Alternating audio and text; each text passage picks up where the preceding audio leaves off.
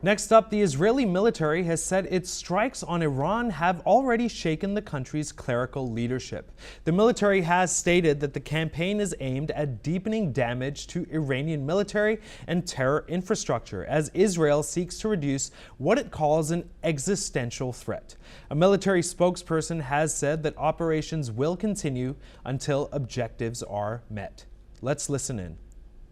ומטרת המבצע היא לפגוע קשה במשטר הטרור האיראני עד שיוסר האיום הקיומי. לפגוע ולהסיר את האיום הקיומי לאורך זמן. ואנחנו ממשיכים להעמיק את הפגיעה במשטר. חשוב לי לומר שהוא מעורער כבר. הוא התערער מהפגיעה הראשונה ביום שבת בבוקר וההנהגה סוכלה. ולאורך כל יום אנחנו ממשיכים לערער אותו יותר ויותר, להעמיק את הפגיעה בו.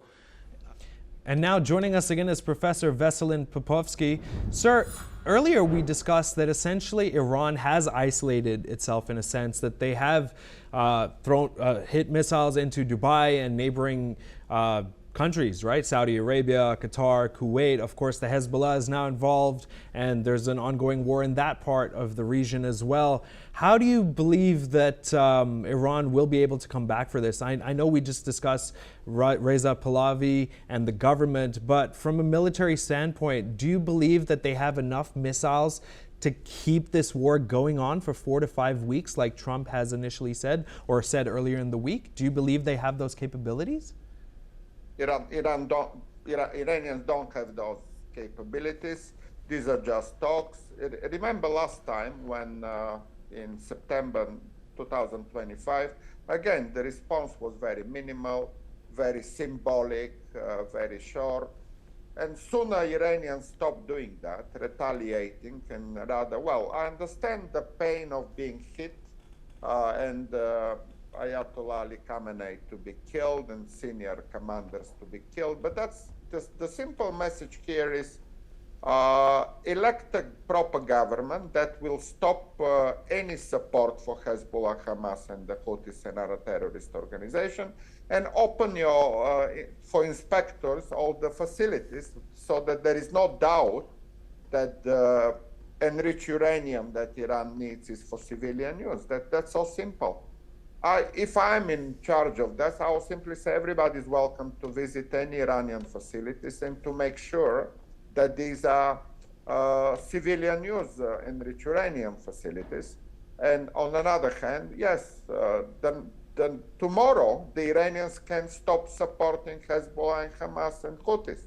And that will stop the war immediately.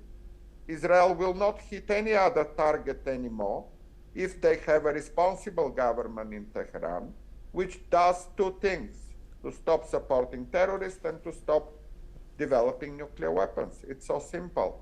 Until Iranians don't do that, all their attempts to retaliate with their very weak capacity will only worsen the situation for themselves. This regime was not popular. There were massive protests over many months. And what this regime did was to shoot and to kill tens of thousands Iranian protesters. And that message was also not taken by the government. Not by the government, but rather by the clerics. So once the common sense comes to the minds of the top Iranian leaders, and hopefully these are democratically elected leaders, that's the end of the conflict here. There should be a regime change, obviously, and it is good for Iran, it is good for the Arab neighbors, it is good for the world. And the Iranian people want that change, not Americans and not Israeli. The Iranian people want to change the regime. It doesn't come from Tehran, not from Tel Aviv, it doesn't come from Washington.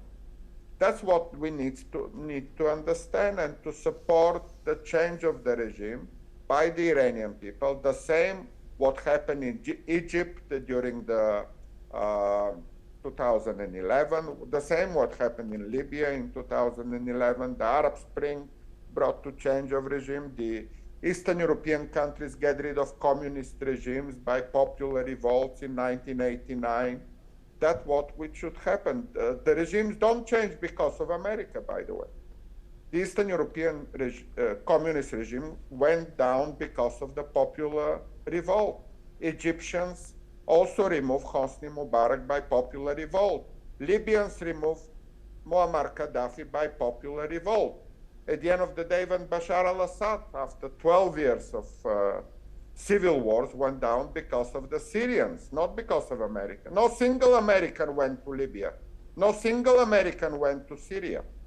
It was the Libyan people and the Syrian people who removed Muammar Gaddafi and Bashar al-Assad. Let's get the history straight here. Iran should be the next.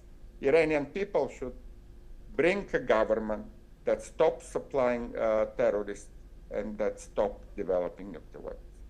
Please stay with us, sir. We'll be right back with you.